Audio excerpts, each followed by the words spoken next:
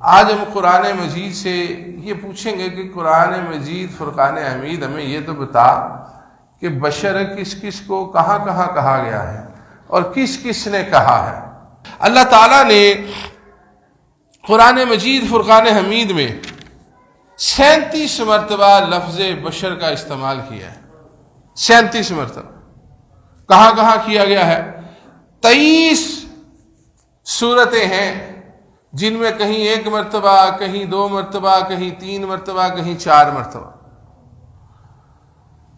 سورۃ الانعام، سورۃ یوسف، سورۃ یاسین، سورۃ حامیم سجدہ، سورۃ القمر، مائدہ، ہود، سورۃ النحل، سورۃ الکاف، سورۃ الفرقان، سورۃ الروم، سورۃ الصاد، سورۃ الشعراء، سورۃ التغابن، اس میں 1 مرتبہ ذکر ہے بشر کا۔ سورۃ آل عمران میں 2 مرتبہ ہے، سورۃ الحجر میں، سورۃ الاسراء میں 2 مرتبہ ہے، مومنون میں 3 مرتبہ ہے، سورۃ الشعراء میں 2 مرتبہ ہے، سورۃ المدثر میں 4 مرتبہ ہے، سورۃ ابراہیم اور سورۃ انبیاء میں 2 مرتبہ ہے۔